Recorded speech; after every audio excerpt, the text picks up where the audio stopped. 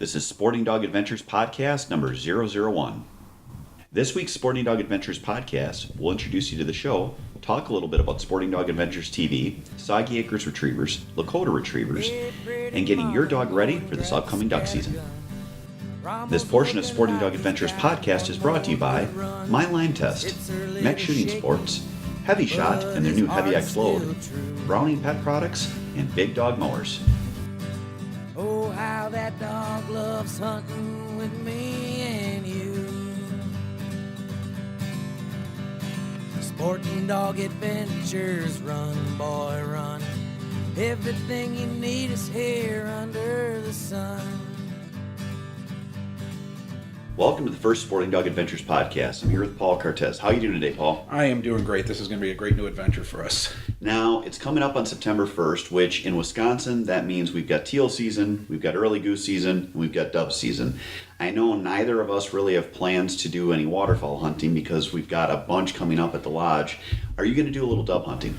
I'm going to do a little bit off the property that I purchased last year. I didn't plant anything this year because I wanted to see what naturally was there, but I think I'll definitely have to plant something this year, or the coming next year. I might be able to get a few dove this year, but I don't think I'll get my limit. You going to be a sunflower farmer? I'm thinking of putting sunflower. That's what everybody's saying to do, so I'm going to give it a shot. I know my buddies out in Kentucky, they put out sunflower, and the Texas guys, they don't have to put out anything because they have so many dove. Good high volume shot. They're actually really good for training, as long as your dog doesn't eat the bird, because they're so small. But it is great for training, so you can work on steadiness and everything else. Yeah, and it's a good time. You go through a lot of shells if you're not a good shot, but other than that. So I'm getting ready. I've got my first trip coming up. I'm actually headed to Saskatchewan, and if you have not hunted waterfowl in Canada, you are totally missing it. It is so much fun. How's it to get across the border with the guns and such? It's not bad. You got a gun declaration sheet that you fill out, and it's not a big deal getting across the border as a hunter. As a TV show, it's a complete pain in the butt. You have to have a letter that invites you to film. I didn't know that. Yeah, it's a letter that invites you to film in whatever province you're going into. I've had varying degrees of difficulty even getting that letter. Last year, Alberta sent back, "We don't care if people come hunt here." I'm like, wow, really? Of course, that's not the people that live there. That's their government, and they had a very liberal person I was dealing with. So this year in Saskatchewan, got the letter. The only other thing you got to deal with then is getting across the border and explain that you are a TV show, that you're going to film, they go through all your equipment. It's not a huge hassle, but it's something that I've learned to plan like anywhere from 15 minutes to 2 hours to put through. You would think they would be more open to it because it would be like free advertising for them. You're going there, they're not paying for it, and you're telling them exactly where you're at. So their tourism would rise. Yeah, and I don't think it's tourism. I think it's more just general government, and there's not a clear declaration on how to get across. You sometimes need a work permit, sometimes you don't need a work permit. It's kind of crazy, but like anything else, you know what, you're there, you are going to be a guest in their country, so I pretty much take it as, allow me in, let me do my job, and let us have a great hunt. Well, you bring in, is it the locals? Do you think it's more the local hunters don't want foreigners coming in and taking their birds, or do you think it's the government just not wanting foreigners in? I think it's, with some provinces, I think it's probably a political thing where they don't care if there's hunters there. I don't think it's locals, because honestly, if you're in an area of Canada that's good, usually you'll have locals that'll call you. You'll get calls. Come get these darn birds off our field, which is so contrary to the States. The States, stay away from there. Yeah, you're like the States, it's like you're trying to like beg to get permission. Up there, they're begging you to come hunt and get these birds off their fields. So when you go up there, do you hire a guide, or do you just have friends up there? You know, I've done both. This year we're actually going up with someone who is good friends with Kevin Turner, and he did police work with Kevin, and he's been going up there for, probably 30 years. And this area, the last time I went up was the same thing. It was a group of guys that had been going up for 20, 30 years, and they know all the farmers. Well, that's very helpful. What kind of species are you guys seeing? I think from what he said, we'll be shooting a lot of gadwall, mallards, and teal. It's early, so the last times I hunted up in Saskatchewan, it was mid-October. We're going to be up there pretty much for the opener. So it's going to be a little different in what we hunt. They just harvested peas, so we'll be hunting a lot of pea fields. And the birds are not migrating. These are all local birds. So you're basically hunting whatever is nesting in that area. And it's just an extension of North Dakota. It's that prairie pothole region. So you've got this huge duck factory, and you're going to be hunting all these local birds. I was just going to ask about when we were in North Dakota, we would scout and look for birds, and then we just knock on the farmer's door and ask for permission. It's kind of the same thing up in Canada, or do you got like set fields you're stuck in? No, these are going to be the same. It's going to be the same thing. When you go with these guys that have been going up there for 30 years, they'll have everyone's phone numbers. They got plot maps, and they can basically locate birds, make a couple of phone calls, and you're in. I would imagine probably the first few fields that we hunt, he'll have permission before we even get there, because honestly, no one's going to push these birds in that area. I mean, it's Canada, it's huge, so no one's going to push these birds out of your fields, so you can basically save fields. Wouldn't the weather push them out? Not this time of year. It's too early. I mean, you're looking at September. Your migration's not going to start until probably mid-September for your teal leaving, and then your gadwall and mallard will start leaving sometime in October, depending on the weather. Heck, they could even stay till the end of October. It all depends on what kind of winter we have. Well, since 9/11, is it harder to get back in the States with the guns and the ammo, or and the animals, or how's it been? Not much. I mean, I think everything's been relaxed to a point where it's not hyper vigilant since it's been so long.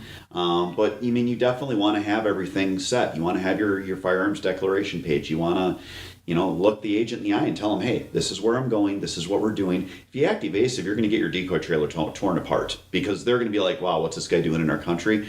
And they're going to be like that, conversely, coming back into your own country. I mean, your best thing is have your idea of what you're going to do and just tell the truth and explain it to them and be forthright.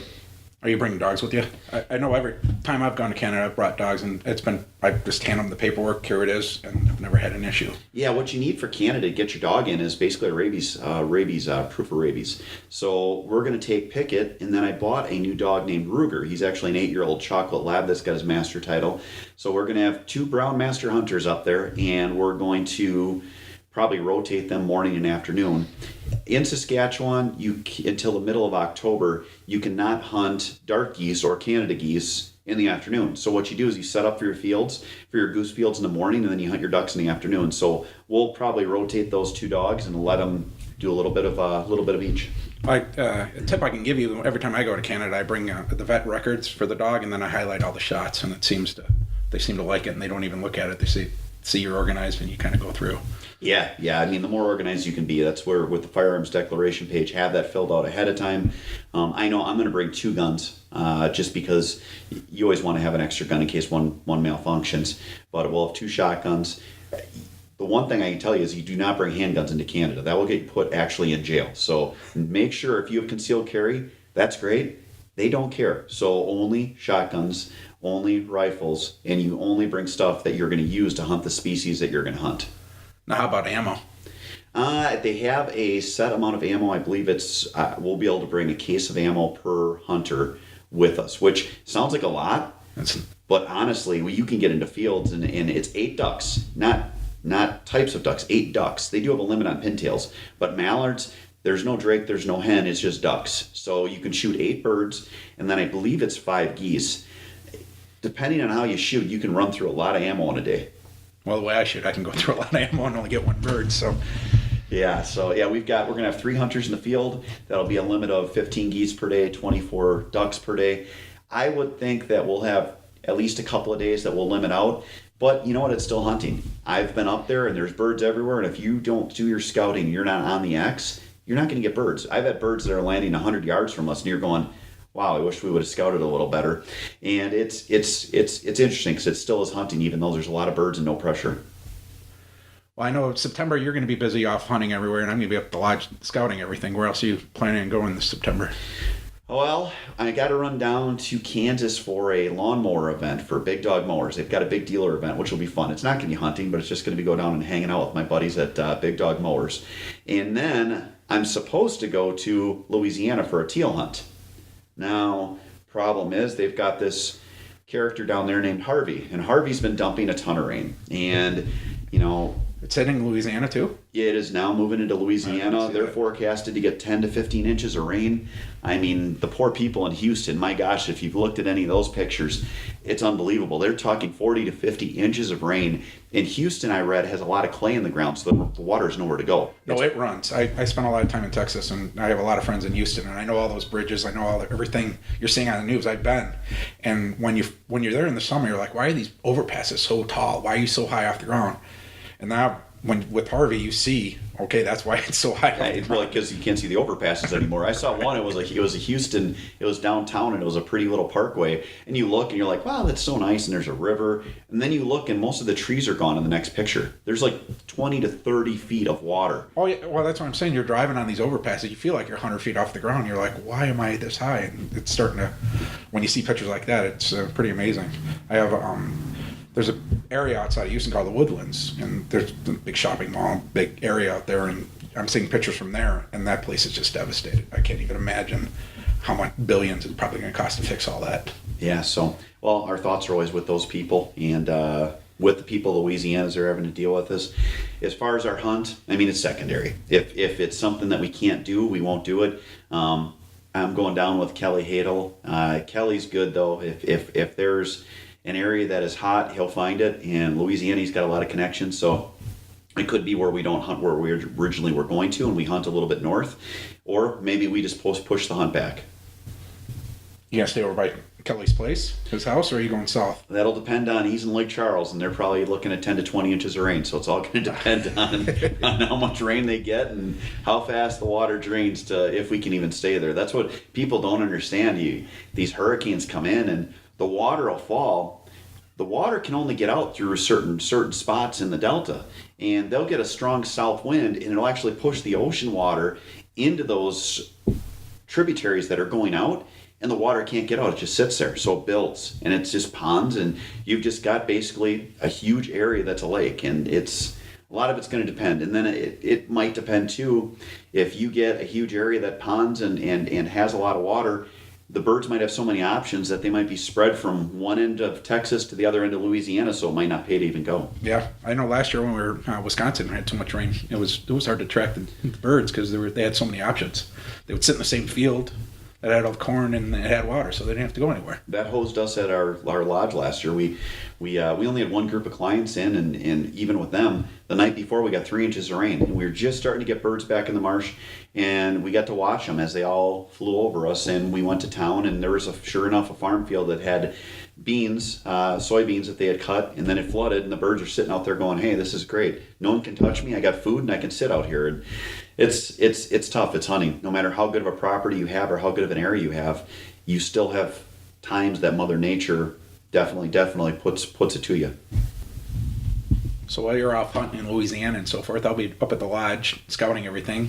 We just recently got back from scouting there about 2 days ago. We saw a lot of birds. A lot of water, but a lot of birds. Food plots seem to be coming in nicely also. Yeah, we just got some rain, so that should help. I don't know if the birds are going to hit on the food plots yet. We tried to plant some peas and beans, and I should have pulled a pH on the soil, but I didn't have time. Always check your soil when you're going to put food plots in, because you never, if your balance isn't right, certain things won't grow.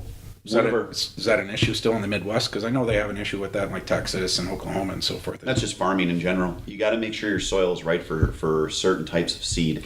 So we had one food plot that did okay with peas and beans, and then the other one I actually plowed under and I put clover in. And I mean, birds will like clover. I think it might take a few years for the dry land hunts to develop there, but it'll help the deer. And eventually, if the birds start hitting it, it gives them something close, because my gosh, you're talking a couple 100 yards away that these birds can just flip up off their roost and land. So hopefully that'll help us as well. I'm always amazed. It's a marsh basically with some dry spots, but I'm amazed how many turkeys we see there. We see pheasants there, and how many deer actually bed down in a swamp or a marsh area. I would have never thought that.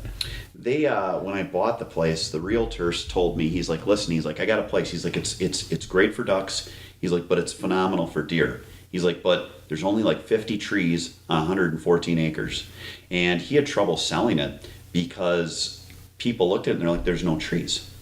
Well, we put a camera up. The first day that I had a camera up, we had 20 different bucks on camera. Mind you, the property in northern Wisconsin, that's probably 3 years worth of bucks. And the first day we sat, we shot a really nice split brow 12 point. It is going to be a lot of fun this year getting out there to hunt. I'm not going to Montana, and I've made a pact with myself to not try to die this year right before gun season. It would be very helpful. We all appreciate that.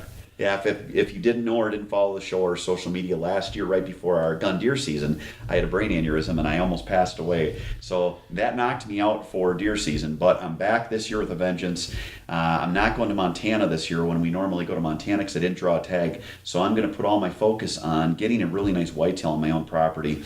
We added another 30 acres too, which was some of what we scouted. Yeah, that was really nice. You could see, definitely see where they're going to be bedded down and feeding.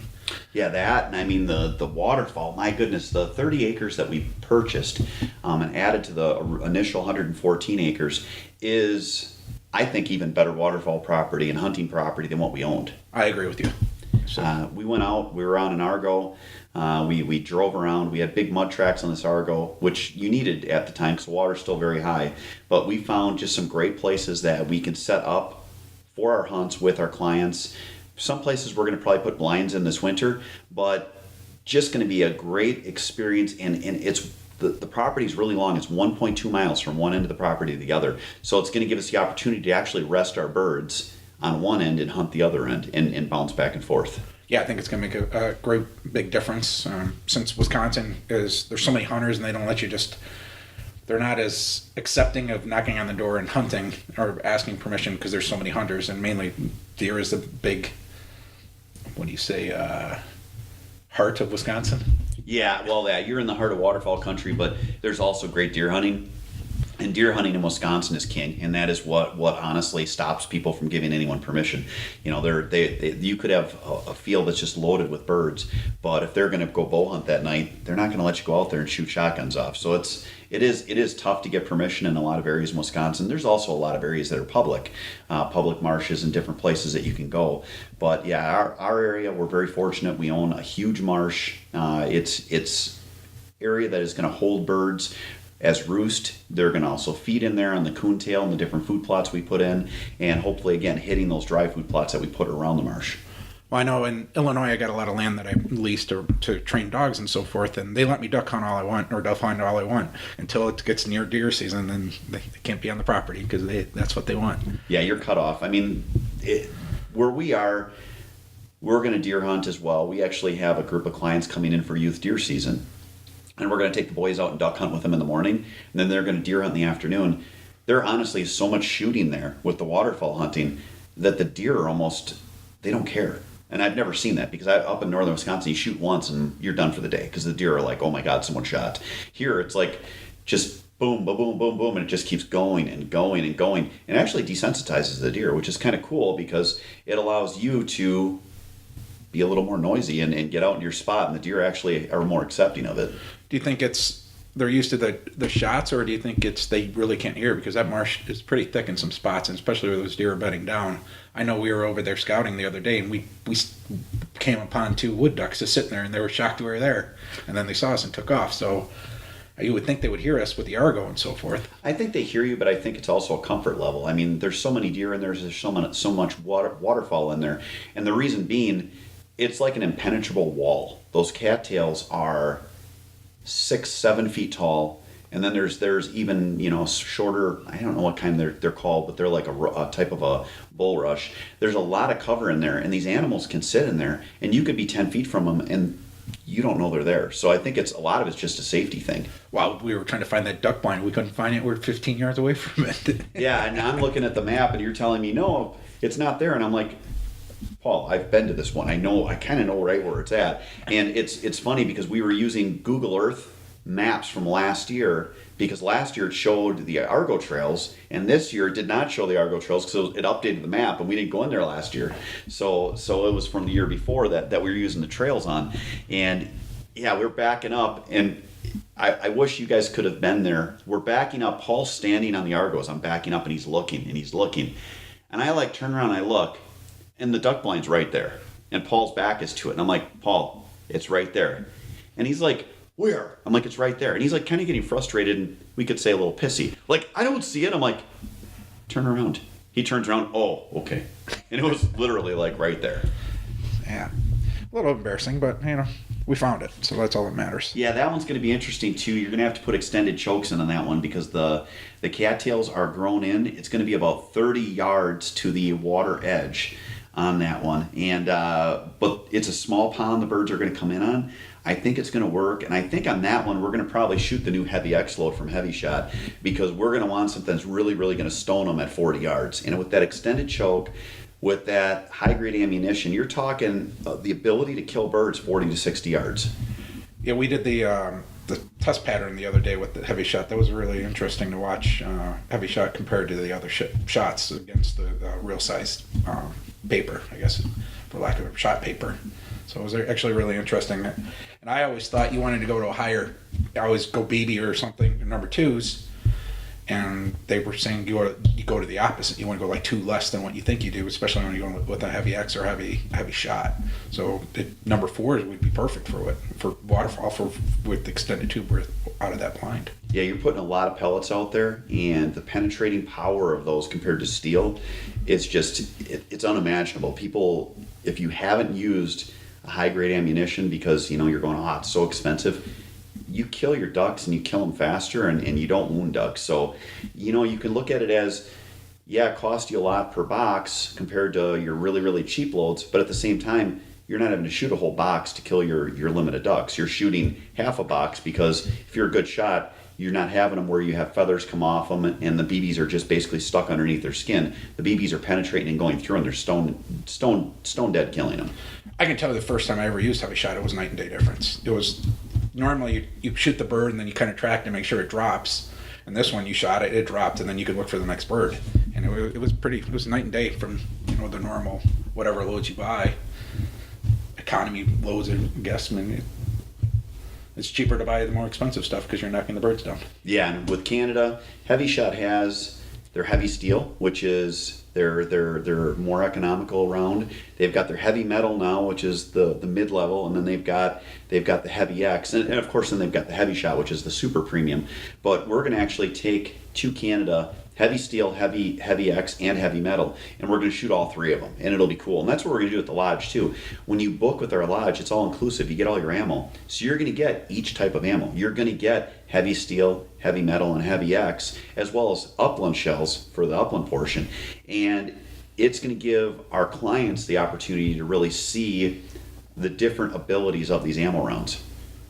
And to go back to that last duck blind we were talking about with that 30-yard range, we definitely need dogs that know what they're doing. It'd be nice to have, you gotta have a dog that handles, for sure, because that's a long ways away, and who knows if the dog's going to see the mark.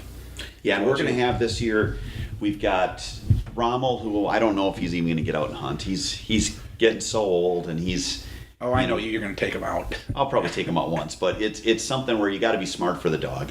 But I've got Pickett, who's definitely in his prime. Pickett, and then Ruger that I bought. They're both 8 years old, and those dogs are just they're ready. They're loaded for bear. Got them in good shape. They're all muscled up. It'll be fun to get them out. I also have my dog Ace that I bought. That's down in Georgia running field trials, and Ace is going to come up for a couple days as well. He's he's a year and a half old. He's running derbies right now. What is a derby like? It's a competition. It's not pass fail. It's you're competing against other dogs. They're generally doubles, 2 marks off a mark, and then you can get a land series, a water series, and maybe probably another land and water series. So you'll get 4 series, and the judges are trying to figure out who's the best dog. And there's only 1 or 2 dogs that are happy. The rest go home with nothing. Yeah, and he got, I think, out of his first 3 competitions, he got like a 5th and a 6th out of how many dogs that ran. So it's pretty good. That is actually really good. They call them jams, Judges Award of Merit. It's saying the dog didn't quite win, but he very reputable and did a phenomenal job. So yeah, Brad Arrington from Mossy Pond Retrievers, he's bringing Ace up for a couple of days. We're going to hunt with Ace as well. So it'll be cool. We're going to have a different mix of dogs. And then we still have Mr. Pappy that you have. Pappy. Yeah. Pappy hopefully will have his finish title done. He just got his hunting retriever title, and hopefully he'll have his HRCH done by sometime this fall. Or in the next couple of weeks, hopefully. So he's running really good. I think you're going to be really happy with watching him run blinds. That's kind of was hinting. I wanted to take Pappy over to that blind. I think he's going to have a good time with that. Yeah, I think the problem I'm going to run into is I got too many dogs now. But we're running 2 blinds, so we can run multiple dogs. And then we're going to do upland in the afternoon, so it's going to be nice. And the dogs are going to be tired. Yeah, no, definitely they're going to sleep good. I think we'll sleep good too. Oh, I know that. We'll definitely have to double the food intake for the dogs, though. I know I am actually getting pretty nervous. I've never run a lodge before. I've been to a ton of lodges. We've got our place just set up perfect. It's a beautiful place, but I'm getting nervous. It's like, geez, this is kind of a big undertaking, having guys count on us to take them out and hunt. And I know people look at like having a TV show, they look at you like you're an expert. I'm not an expert. I'm great at dogs. You're but Joe average. Yeah, as far as hunting, I'm just the average guy. I fail just like everybody else. So it's like, geez, I hope I'm on my A game. So that's why it's gonna be paramount that you'll be out there doing our scouting and making sure that we're set for the season. And then a lot of it's just gonna be luck of the draw. A little bit of luck of the draw, calling them in, proper decoy spread. Those motion decoys are going to help a great deal. Yeah, we definitely, if you haven't seen, we've got the real decoy and fold'em gear spreads. Fold'em gear is a new decoy that actually is collapsible. You can blow them up. They're called light and lethal. And then the real decoy, they have a motion decoy that's a flutterer, so it puts a wave on the water. So if you're in slack water in an area that doesn't have a lot of ripples, so the decoys don't look natural, you can put a couple of those out. And then they've actually got a swimmer that swims around, and it is cool. I've told people numerous times, your spinning wing decoys work great to a point until the birds start to flare on them. This is motion that they aren't going to flare on, and it's cool too because they have a goose one out, you can put the goose one out, and you got a moving goose decoy, and everyone knows that geese flare in spinning wings, so it gives you a good natural movement. Yeah, I think the birds got educated pretty quickly after those spinning wing decoys started hitting the market and everybody's using them, and it's actually now better not to use them than to use them because the birds are coming in, because as soon as they see a spinning wing, they know there's hunters there. They're getting more educated every year, and the wiser ones are living. Yeah, and that's what you end up where I try to explain to people. I was at a sports show, and I'm like, when you're in a blind, you always have that moment where a group of birds doesn't work. So then it's like, all right, did someone move? Is our blind not covered properly? Our decoys not doing good? The thing that always becomes a topic of conversation is our spinning wing decoy flaring the birds? So this at least takes that one thing out of the equation, because they're not going to flare on a bird that's swimming. A bird that's swimming is natural. So at least then you know that is not the problem. So then you got to look at your buddy and make sure he's not, screwing up. You got to look at your blind. You got to look at how everything's put together, and you're going to get your idea of what you need to fix earlier when you have that one equation you can take out. Now, are these motion decoys singles, or are they like that 4 where you see that 4 in a row and there's each quarter and then it's a giant circle, or are these all individual? No, it's not set up like a jerk cord. It's actually one individual. It's got a waterproof motor that runs on battery, and you actually just put it out and you run it off a regular decoy anchor, and it just swims in circles. You can make the size of the circle that it swims larger or smaller by the length of your decoy anchor. Does it get caught up in the cattails or the coontail and so forth a lot? Yeah, you want to have fairly open water so that you're not dealing with the motor getting a bunch of weeds in it. So if you have an area that's really weedy, then you're going to want to put more of your flutterers out so you have more chop on your water from that. Is there a propeller underneath? I haven't seen these yet. So it's a propeller underneath, and yeah, the propeller can actually wind that the pond weeds right into it. Okay.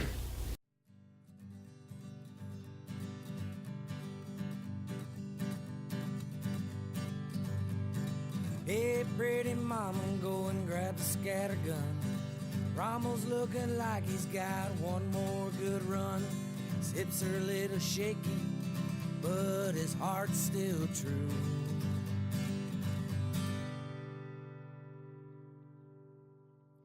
SportingDog Adventures with Jeff Fuller. This week's product review is going to be on Browning Pet Products. Now, Paul, I've shown you a lot of the different gear that we've gotten from them, and what a great line of training products and dog care products. I agree with you. I really like their bumpers. I like their whistles. The food bowls I really like. They don't slide across the floor like a lot of the bowls, and the dogs don't seem to be able to push them around as much, and you don't hear the clanging in the kitchen I like the mats. The mats where you can too. put it I forgot on. about the mats. It Yeah. doesn't damage your floor because it holds the water on top. I just got some travel bags for carrying food, and you've seen those where you've got the bag and it rolls down and keeps the food fresh and keeps it locked away. It's also got a food bowl on the bottom of it. Oh, I didn't know that actually. I saw the bag, but I didn't see the food bowl part. So that's neat. Yeah, I mean, they've thought of so many things for the dog enthusiast, and obviously you can never come up with a complete line of everything that you'd want, but they've got a lot of different products. I mean, insulated dog vests, upland vests that you can put on your dog so that they have orange on them. They got the whistle, they got the training bumpers, they've got bowls. I just got their crate covers. I like their slip lead with the shorter handle for if you want the dog really tight or normal 6-foot lead. So I really like their slip lead too. And it's stuff that it's rugged in how it's built. Most of it is a plastic coated or a mold resistant type product so that it's not going to just fall apart. And it's something that you're going to look stylish but have something that works for your dog. Well, I like I'll go back to the lead being orange. It sticks out. If I'm colorblind, I can still even see the orange lead. So I think that's a big plus too. Yeah, a couple of the collars I just got they've got browning on it, but it's reflective. Oh, So like for at night, yeah, I haven't gotten those out. I just got a shipment for fall filming, and yeah, I mean it's like every time I get something, I look at it and I've got these great collars and leads, and I look and I'm like, my goodness, I've got even better collars and leads now because I love that reflective part. You always say your dog's not going to run away, but I can tell you, dogs have their day. So having something reflective on them, if you're out at camp, if you're in your subdivision at your house in the country, it's nice to have something that would be reflective so that if they do get out at night and God forbid they go on the road, someone can see them. Well, I was just going to say, we travel so much, so airing yards or wherever we can find, usually some open field that we've never been to before, just to let the dogs see or to potty, and having the reflection definitely helps. You can do a Google search on them, Browning Pet Products, and look at what they have to offer and really get your dog ready for the upcoming season. SportingDog Adventures, run, boy, run. Everything you need is here under the sun.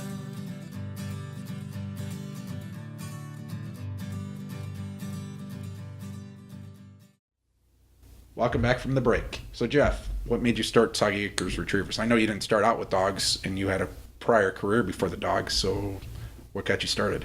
I wanted a dog after I hunted with my cousin who had a chocolate Labrador Retriever. I hunted with him. I decided, I really want a dog of my own so that I can take it up and it would fetch grouse in northern Wisconsin when I was scouting for deer and maybe fetch a ball at home. And I got a dog from my ex-wife's family, and her name was Lilybell. Started training her and I really enjoyed it. And I came to this point where I'm like, she had a great pedigree. Like, I'm going to breed this dog and have a litter of puppies.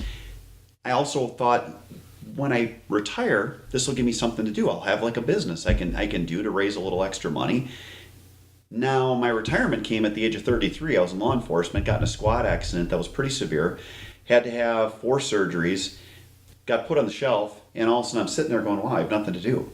So I decided to start building a kennel, keeping dogs, and one thing's led to another to now to the point where I've hosted 2 TV shows. I own my own show. I have my kennel, which is one of the largest in the Midwest, as well as a podcast and now a hunting lodge. So it's kind of, wow, dogs have really taken me in a different direction than what I thought I was going to go in. You're living the dream. A lot of people wish they could do even a fraction of what you're doing, so it's very commendable. But I wish they didn't do it all at once, because that's the dream becomes a nightmare when you're working as much as I do, and as well as you have your own kennel, Paul. And people are like, wow, that's so great. I wished I could do that. When you deal with animals, there is no time off. It's like a dairy farmer. You're always on the clock. Yeah, I mean, the dogs always need to be let out. They always need to be fed. They always need to be exercised. You got to monitor them for, health. When you have puppies, there's constantly monitoring them for health, because when a puppy gets sick, by the time you figure it out, they're near death. So it's just, it never stops. Well, I always tell people your day off is 8 hours long. You're working 8 hours even on your day off, because dogs still need to be fed, kennels still need to be cleaned, they need their exercise, so it never stops. Yeah, I mean, mornings start at 6 a.m. because if you don't clean your kennels, or if you don't let the dogs out, you're going to be cleaning kennels, because they'll all go to the bathroom in the kennel. So you're going to drag your pet out there and let them out in the yard, so at least they can relieve themselves and do that. And then if you don't feed them, they're going to bark. And it's you know what? It's a process every day. You have your set thing, and you go through it. I'm getting to the point now where we're sending dogs home for training because we're getting into filming season. So now all I've left is the litters that we have on the ground and my own personal dogs. So it pulls it back a little bit. But you actually train dogs year round, so you never stop. I never stop. I take a little break for hunting season, then I head down south for the winter. So it's a little hard to train water dogs up here in the winter with the water being so hard. Yeah, it's a little bit of a hard water, frozen that is, and it's definitely. It's different. I mean, you're in northern Illinois, I'm in southern Wisconsin, so our winters aren't as bad as the northern part of the state, but we get times where we've got ice until probably mid-March. Mid-March, yeah, and freezing rain and so forth, so it's a lot more comfortable to be down south. Dogs are happier and I'm happier. Absolutely. But yeah, it's definitely, and it's something that as a whole family, when you have a family that has a type of business like we have, even my kids, people are always, God, they're so lucky, they get to hunt all over. You know, my kids also have to get up in the morning before school, and they have to clean kennels, and they have chores, and they get yelled at for not doing everything right about every other day. So it's something where they are fortunate. They do get to hunt on some really cool properties all across the North America, but they also have a lot of responsibility that I put on them. You mentioned you're a police officer before. Do you see any similarities between anything with the police force and what you're doing now? Or is it all the discipline from being an officer is helping out with the kennels and so forth? You know what? I did training. I was a defense and arrest tactics instructor in Wisconsin. And it's funny because a lot of the concepts that you use for teaching people, I use for dogs. A term that they used in law enforcement training was chaining, which is where you do multiple things to teach one thing. And I always look at that. I try to explain that to people, and they'll look at me like I'm weird. But I'm like, you need to do chaining with your whistle training on dogs. When you call a dog to you, you say here, beep, beep, beep, and teach the whistle that way. We're doing multiple things at once to teach them one command, and then you can get to where you don't have to say here anymore. You can just hit the whistle because you chained those things together so that the dog understood that it meant multiple things.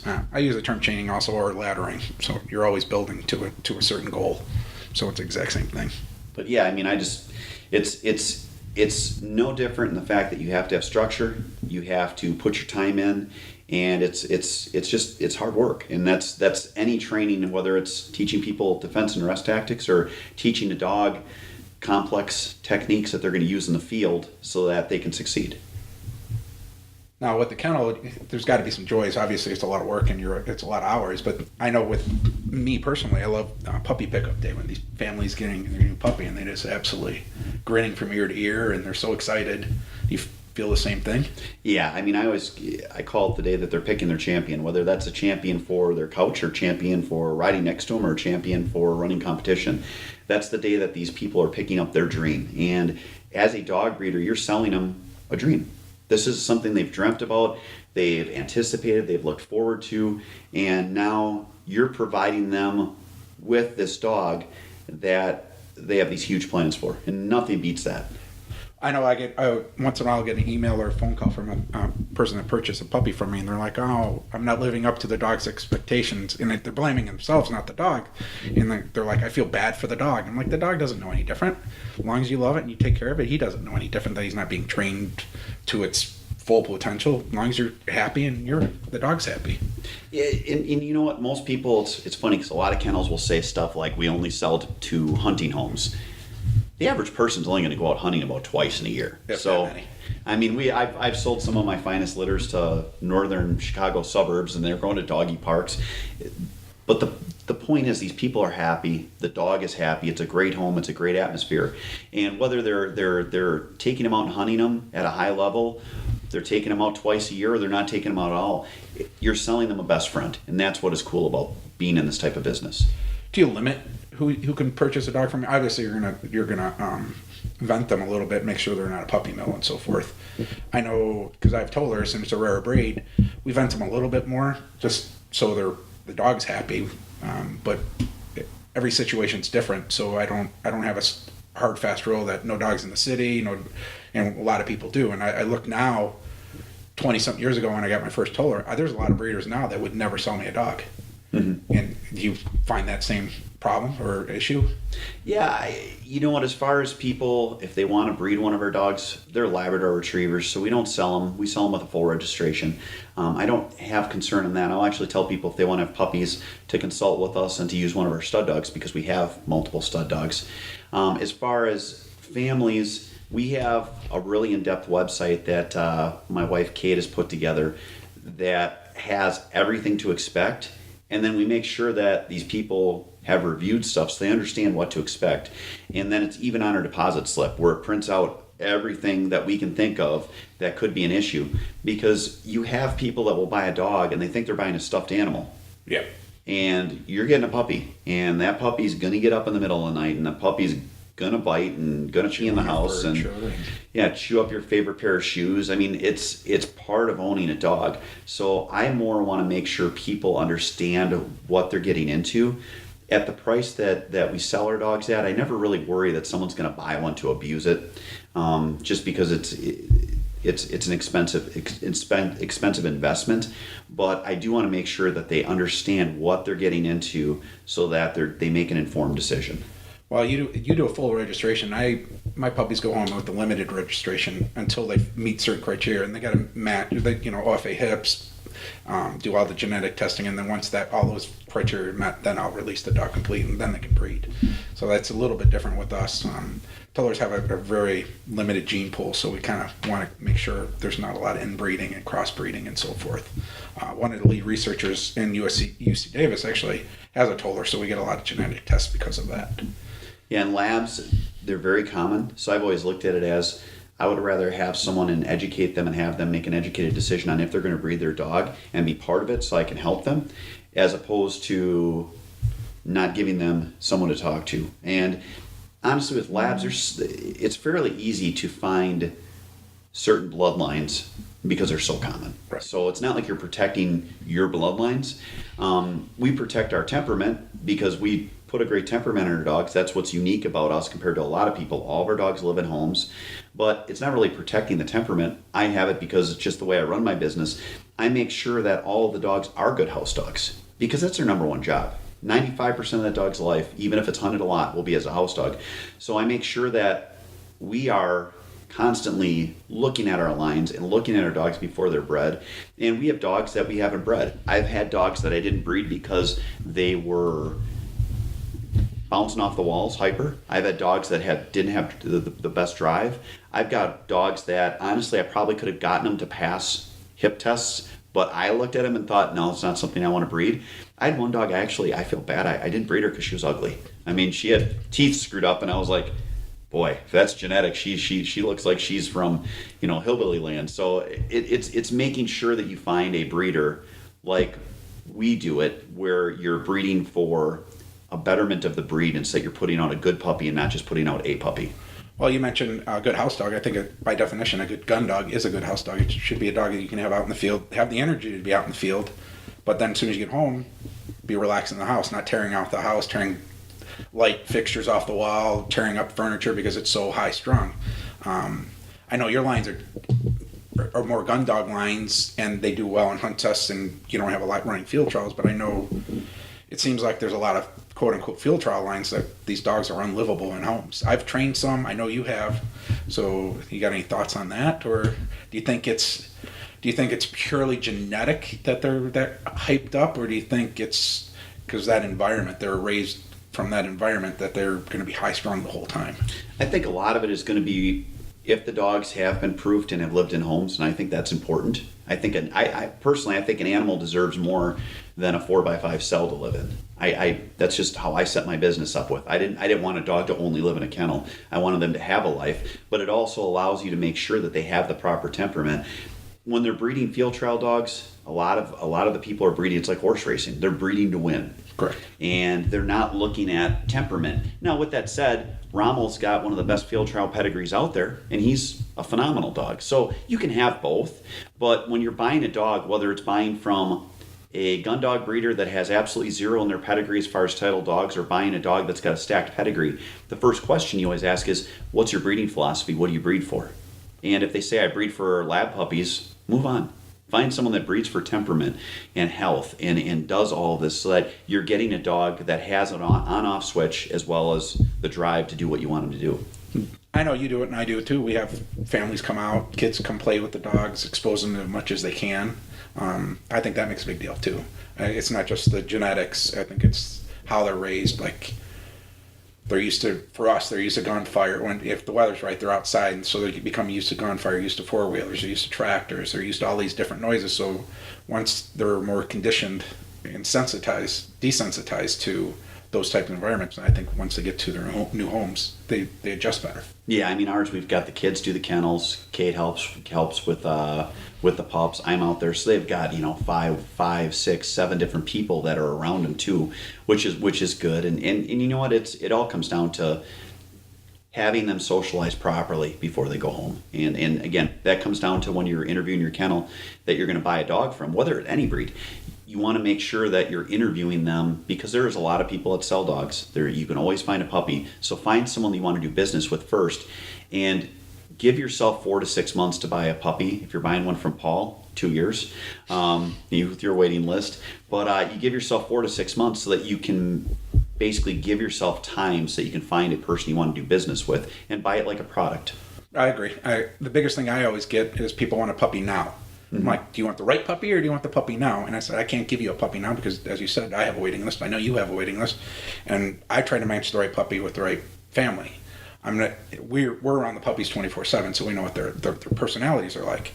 And I'm not going to send the most laid-back puppy to the person that wants a hunting dog or an active dog. I get a lot of people that run, they're active outside, they live on a lake, and they don't want the dog that's going to be the puppy that's going to be the laziest and laid back, or are kind of afraid of sounds or life in general, just kind of timid and quite the opposite. The older couple wants just a pet that they're going to take for a casual walk. It's going to want that dog.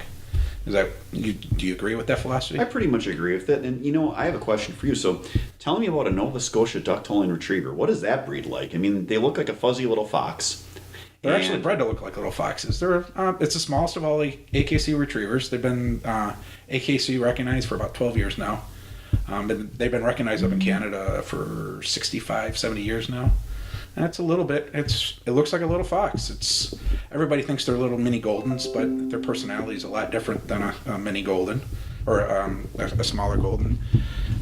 Where a Golden or a Lab would sit in your lap and want to be your best friend. A Toller we kind of say they're a little aloof of strangers. They pay attention to what you're doing. It's not that they're not affectionate or anything. They're just not seeking that much attention 24/7 whenever they're around you. So they'll pay attention to you where you're in the room, but they'll be sitting off in the corner where the Lab is going to be laying next to your feet, or a Golden's going to be trying to crawl up in your lap. Mm-hmm. When you have strangers, they know who their friends and family are. They're going to go up and say hi to their friends and family. If there's a stranger standing there, they're going to ignore them. So some people are taken off by or put off by that, and some people really enjoy it. So it's a little bit different for a Golden, or comparing a Golden or a Lab to a Toller. And how long have you been in the business? I've been going on 20 years now, so it's been a lot of fun. And what do? Just Tollers? Do you do training as well? I do. I'm a full-time trainer, train for field hunting, just like you.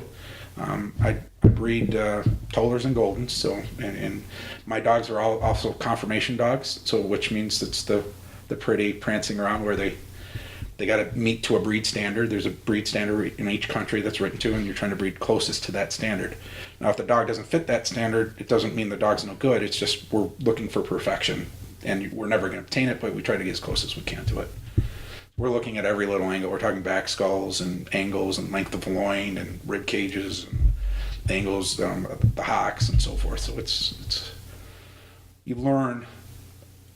I'm not as good as all these people that's what they do for a living is it's conformation. Mm-hmm. But when you see a good dog, you see a good dog, and you know that dog can carry a duck, and that's kind of how I've been able to get through and do quite well with that. So we've had dogs at Westminster and Eukanuba, or it's no longer Eukanuba, it's called Royal Canin, the AKC Nationals down in Orlando. So it's been a lot of fun. The dogs are different. So people love the size. I like the smaller size, especially for upland, because they can get into the briars where the big Lab can't. And these guys are running through where the rabbit trails and so forth. And then with my layout blind, my dog lays behind me. where your back sits up on the thing. The dog can lay right behind me. His head sits on my shoulder. So when I sit up to shoot, his head's popped up right next to me. So the size is a big deal. A lot of people hunt them if they're hunting skiffs and so forth. You got a 40-pound dog on your lap, but it's not you don't have a 90-pound lab flopping around in the boat. Yeah, I think some of the spots at the lodge will be pretty tough on them because we'll have to use labs for some of it, but the open water stuff will definitely get some of the little guys out too. Yeah. When we hunted Maine this year, I don't think when we were out on that water, that little island, I thought the current was way too much for a little dog to handle. So we needed a big dog. We needed a Chussie. We needed like Pickett that can handle those types of waves. And you got a 45-pound dog picking up an eider and carrying an eider through current that's moving quite fast. I don't think the dog would be able to handle it. So there is limitations to it. It's not a dog. We goose hunt, but we don't goose hunt a ton. And it's not. People ask me that their main thing is they goose hunt. It's not a dog for you. If you go out a couple of times a year and goose hunt, yeah, it can handle it. It can carry it by its neck. It'll breast it up and carry it just fine. But if that's your main focus, it's not a dog for you. But if you do, like you and I, we hunt everything. We're upland hunting, we're waterfowl, goose, so forth. And for me, my personality and what I like about the dog, I think it's a perfect match. And you'll see those guys up guiding at the lodge. You're always going to have one or two with us. There's be a few up at the lodge. Cruz is my main hunting dog. I call him my meat dog. He'll get the bird no matter what. So he's a good dog. You see a little bit on the show this year too. You're running him on a few of them on training tips and so forth. So.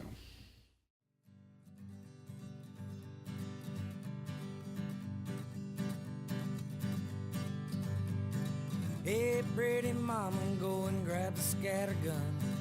Rommel's looking like he's got one more good run.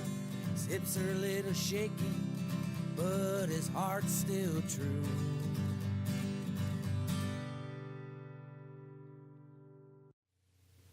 So now we're going to talk about a great product, Grizzly Coolers. We travel a lot and we need something that is, one, built to last, and two, that'll keep everything cold for a long period of time.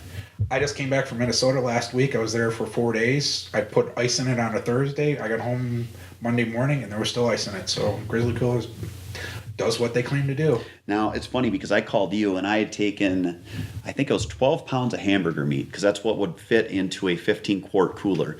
And I put it in my truck and I called you and I'm like, oh my gosh, I left that in there for like 3.5 days.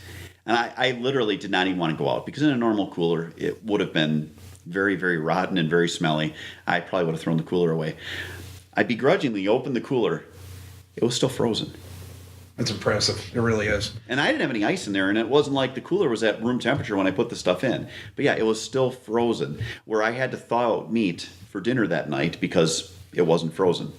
Well, I know people always talk to me, well, they buy a cheap cooler, and then they're like, I can always buy another bag of ice. It's not the bag of ice, it's where you're at to buy the ice. We're in the middle of nowhere half the time. You can't just run to the gas station 5 minutes away and get a bag of ice. So you need something that works. And I've always had a great deal of luck with these guys. We've got their new soft-sided coolers too. They've got a 12-quart and then they've got a 20-quart drifter. Cool looking too. They even got a bottle opener in the one. It's like, man, they thought of everything on these. Well, I was gonna send you outside and I was gonna take the two that are sitting on the counter. Never mind, you can't have them. But I know for the lodge, we've got the 100-quart. Kate and I were talking about what we're going to have for meals up at the lodge, and a lot of the stuff we're going to cook down here, put them in pans so that we can just reheat because it's going to be so much easier. And we're limited in space up there. We've got a small cube freezer and we've got a fridge. So what I'm going to do is have that 100-quart, and I'm just going to have that be part of our fridge.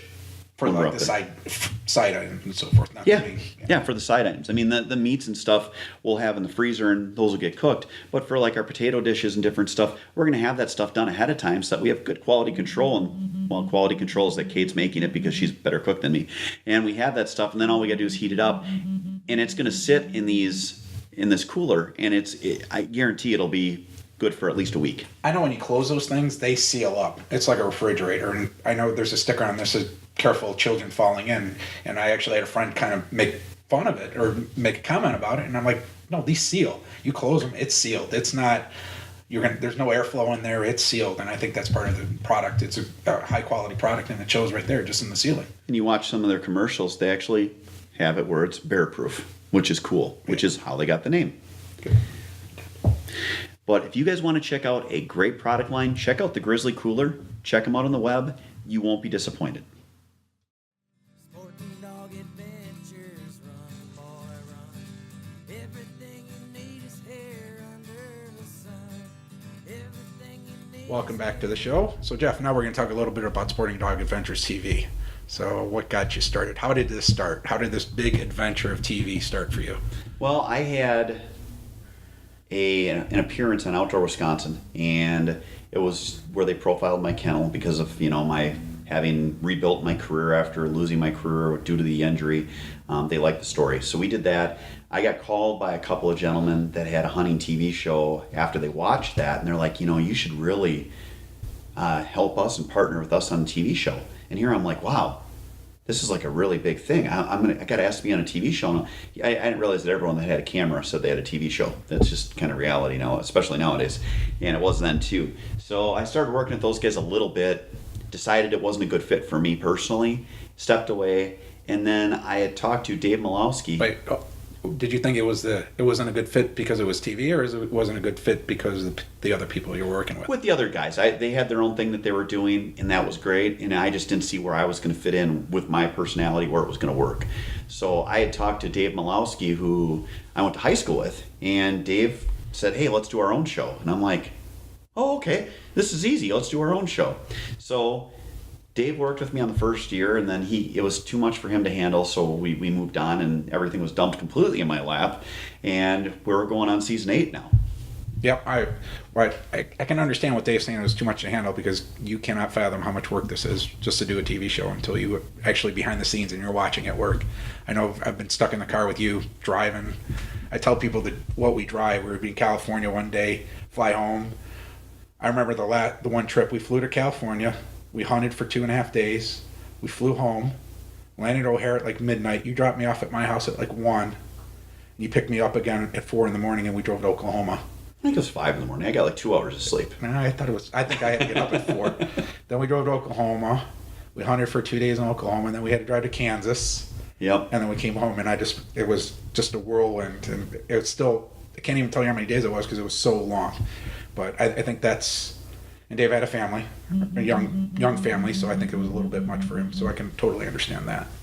Oh, absolutely, yeah. And it was something where, we bought the property where the lodge is now. Not trying to have a lodge, I just wanted a place I could film at that was closer. Because everyone thinks it's so great to travel, but till you're living out of a gas station for like a month straight, it gets old and it gets tiring, and I'm not a spring chicken anymore, evident by getting sick. So I told my wife I would try to curtail the travel somewhat, and that was before I even got sick. And now this year, we're hopeful that we can probably film about half of our waterfowl at our own place and eventually draw back from having to travel all over the country.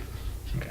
Well, I remember there was one time it was kind of funny. You and I laughed. It was like 2 in the morning. We're in South Dakota at a gas station looking for something halfway healthy to eat, or not, that's not grease or a soda or sugar, and we were just kind of laughing at the whole thing. So we started bringing more. Thankfully, got a lot of good grizzly coolers, so we've been starting to bring better food now. Yeah, I've actually got my healthy protein bars, my protein drinks, and my different stuff that I'm taking with me to Canada and then to Kansas and Louisiana. I went to Sam's Club and bought all this stuff because you get on the road and there's nothing. There's the heart attack in a sack, and that's about it. Yeah. Well, thinking about the first time we started the show, I remember the pilot. That was kind of an interesting day. That was an adventure. Yeah, so when you're going to have a TV show, you have to put together a pilot. The thing I'll tell you is that the TV channels all act like, oh my gosh, it's a great honor to be on, and we'll look at your pilot and approve it. You pay to be on TV. If you have money, they will tell you that it's good enough. Because our pilot was not that good. Oh, it was horrible. We're trying to shoot a pilot in summer because we were going to be on that in fourth quarter. So we're trying to do something in like June to put a show together for September. And it was crazy. We did a duck hunt. If you want to call it that, yeah. Paul had training ducks, so we thought this will be all right. We'll have the ducks fly in, and it'll look like we're shooting, because a pilot's only like 3 to 5 minutes long, so you just need some shots and show the dog work. So, of course, we went through like 5 or 6 ducks, And I don't think we could hit any of them. We couldn't hit any of them. None were flying even remotely good. So it was quite the adventure. And then I'm getting crap where everyone's yelling at me like, can you hit this bird? And I wasn't the best shot. And the next one, I just came out and I just pounded it. And then what was I told? Dave's running camera. He goes, yeah, you could wait till there's flying. That one was like, it was going backwards after coming out of a winger. I'm like, well, I hit it though. So it's definitely interesting looking back on that and putting it together. Our sound was terrible. My goodness, we'll put it this way. You can't find season 1 anywhere because it was not very good. Well, I think you can find season 1, but you're definitely not going to find the pilot. I have it. I know you have it. I don't want to see it. But it's part of the adventure of TV. I mean, you have to have a passion for this because you're never going to make a lot of money in it. You are going to have to self-finance. I mean, people probably don't understand. My budget is $220,000 that I have to raise through sponsors before I even make a penny. And your airtime is incredibly, incredibly expensive. Having someone edit it is incredibly expensive. And you can look at it as, well, I'll edit it myself. But if you're editing it yourself and you're not talented at editing, you're going to have a product that looks poor and then no one will want to give you money. So you're caught in this position where it's a business. You have to self-fund. You have to borrow money. And I actually put a mortgage on my house to be able to launch my business. Well, that's the side of it. You're talking about you can edit yourself, but you still need the equipment. So then again, you still need the money. Yeah, and I mean, camera-wise, my goodness, I probably have $20,000 worth of camera and gear. And it's something where I still look at the stuff and I'm like, boy, I could have this or I could have that. It would be great if you had 2 cameramen on every shoot, but you have to pay them too. So it's a cost-benefit analysis when you're putting together this business, and then you have to have a passion for it, and then you have to be able to sell your dream to someone else. You can't hire someone to sell your dreams. So then you have to take this to sponsors who have listened to 100 other people try to sell their dream. Yeah, if not more. And they're trying to sell their dream, and you have to have what they think is unique, and then you have to work hard. And honestly, the first 3 years I lost money, so it's something where you're going to lose money at it because it's like any other business. So it's tough. Well, you just mentioned we're getting ready to film season 8, and what's the biggest drawback, I guess, for people that first starting their first show? Is it like we talk about, people are so willing to take product when it costs money to put the show on TV, but they're willing to take free gear, free hats, free shirts, free whatever, but that doesn't pay the bills. Do you run into that problem early on? Is that why you lost money the first few years? I run into that problem now. I mean, I never took product as sole payment. It's just something that I decided early on that I couldn't do because no matter how much I want the new gear, it doesn't pay your bills. You can't sell used gear. It's not like you can sell a pair of used camel pants for anything. So it was something where we looked at it as, you know what, we're going to make sure any partners that we have are financial partners as well as product, and we're going to put together something that is going to be a business and run it like a business and do quality.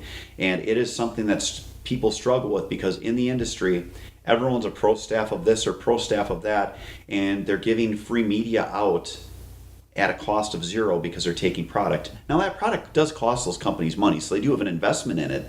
But when you're talking about TV and you're talking about, $50,000 to $250,000 to $500,000 in finances needed, unless you're wealthy, you have to figure out how to put this together so that you can pay your bills. So earlier you were talking about we get to 100 dogs and a lot of them are on TV, and this is season 8. So there's been some certain heart dogs of yours that have passed since then. Is it fun? Is it hard to watch old footage of your dogs, or do you feel you have a memory for the rest of your life with certain hunts like Lucy? It's never easy because dogs, if you're a dog person, are part of your family.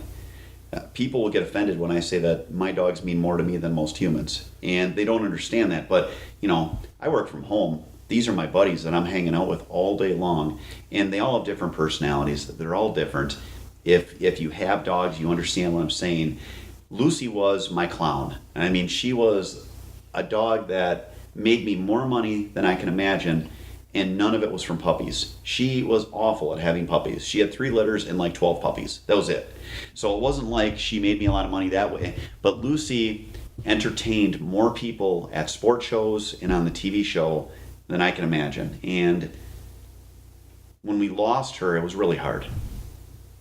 But do you have any hunts on film with her? Or I know we went and filmed a couple of times just for sole purpose of filming her and the kids, and so they have a memory for a long time when you knew she was sick. But is there previous times before that, or is it all the trade show stuff that you remember the best about her? Trade show stuff, I've got a couple of upland hunts. I never formally trained Lucy.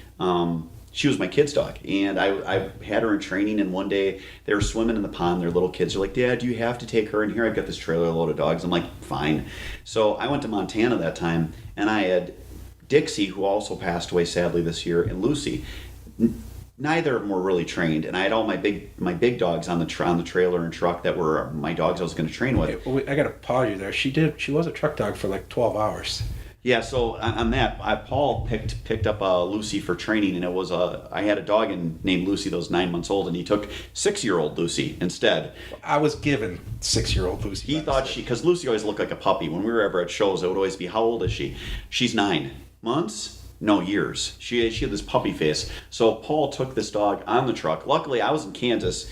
To my defense, it was dark. It was like 5 a.m, and your kennel help gave me the dog. So anyway, he's driving south. My wife's freaking out because the dog's gone. We figure out Paul's got the dog. So actually, Paul dropped the dog off with a client in Missouri. Lucy spent the night at their house sleeping with their kid. You were off hunting somewhere else. I was in Kansas, so I drove up and I picked the dog up then. So Lucy was on a competition truck for a day. Less than a day, but yeah. She still talks about it though. Yeah, she would brag to all the other dogs about how she ran field trials and how she titled out in one day. But no, I mean we've got funny segments. We've got a couple of hunts. Didn't take her on any waterfowl hunts that I filmed. I actually last year took her with Callahan for youth season on her only waterfowl hunt. Didn't film it because I wanted it just to be about my son and I. And yeah, it's cool. I mean, we did take her on an upland hunt with the boys. That's footage you'll never see. We decided we're going to let them have a hunt with their dog and film it because, you know, the cool thing about having a show is I've got HD video of my family. I've got my dogs, my kids. Every year that you guys see the show on TV, I'm looking going, wow, they look so much younger because I've got my kids and it's a year later and they're in front of me and here's a year earlier. And it's just neat because I'm watching this progression of my dogs and my kids grow. And it is sad because you do lose them, but that's the cycle of life and it sucks. And that's the problem with dogs. I wish that they lived to be 20, 30 years old, but they just don't. You know, you get 10 to 15 years out of a dog and you know, from there you never start over. You never start where you're replacing a dog. You start a different chapter. So talking back about the SportingDog Adventure TV show, we talked about it's on in New Zealand, Russia. How does that feel to you? I mean, would you even fathom you'd be in New Zealand? Yeah, it's. I guess it's kind of neat. I mean, I just look at it as it's an honor to have the show on there. I mean, it's funny because you were with me the first time I got asked for an autograph. I'm humble in the fact that I don't like doing that stuff. I've had sponsors that ask me to come do signing stuff, and I'm always dragging me kicking and screaming to get me to do that stuff just because, you know, I look at it as we're just regular guys that are putting on something to entertain people and to also promote what we do and what we love to do. When it's on in Russia, are you dubbed in Russian? Or I have no idea. We sold the show. I actually got paid. That was the one thing. I got paid to have my show on in Russia. They bought the show, and They obviously put it on, and I imagine they had subtitles and all that good stuff. And, you know, I haven't sold a Labrador Retriever to Vladimir Putin yet, but, you know, maybe it'll happen. I find it funny. I don't know why they would be so interested in our show because our terrain is so different than them. Or do you think it's...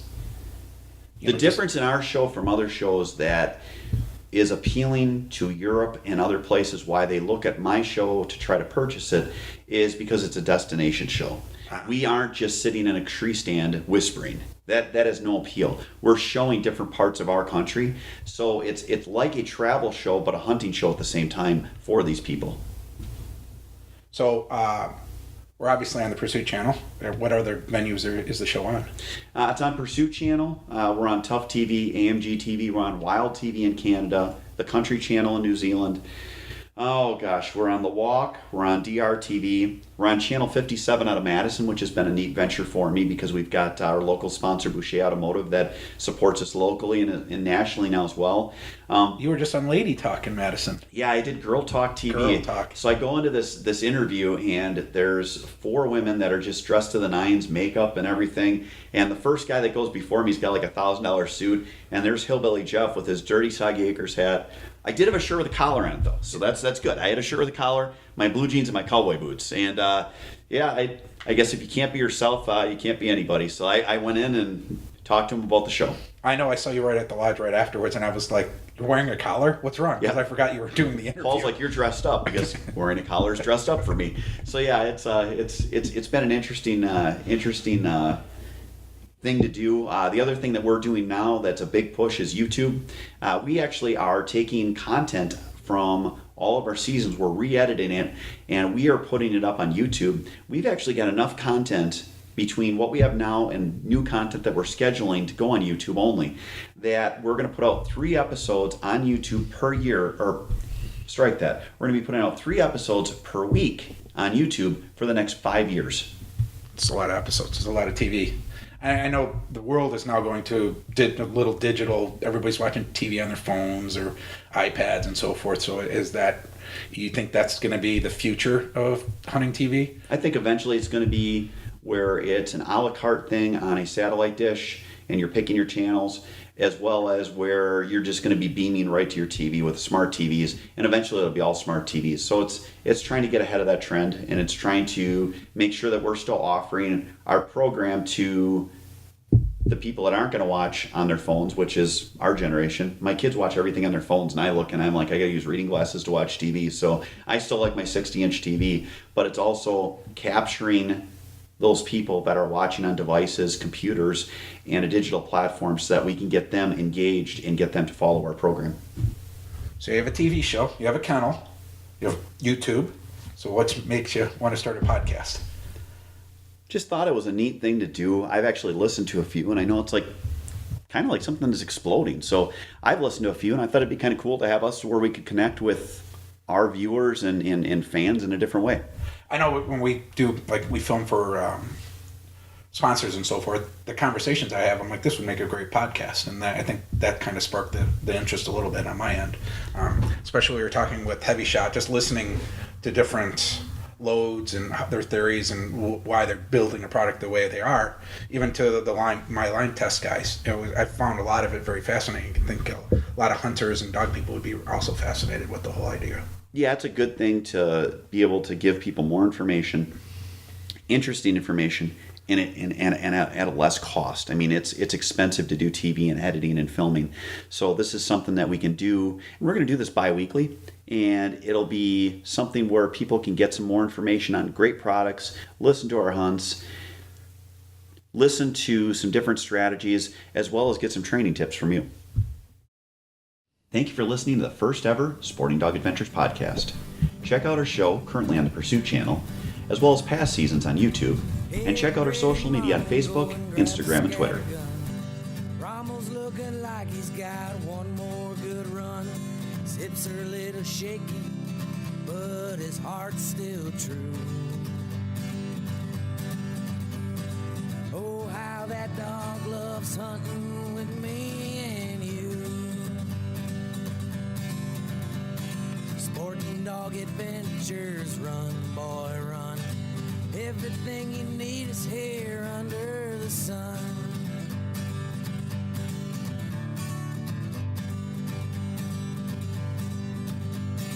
The autumn sun setting on the great Midwest. We've been birding all day long, look forward to the rest. Mama's got some stew warming on the pot-belly stove.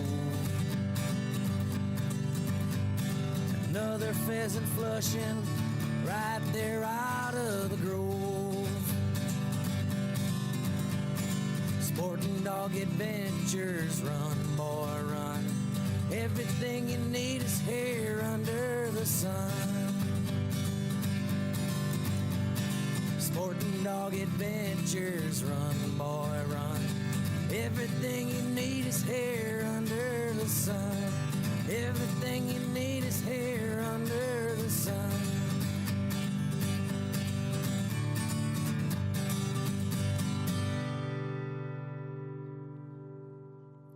Sporting Dog Adventures with Jeff Fuller.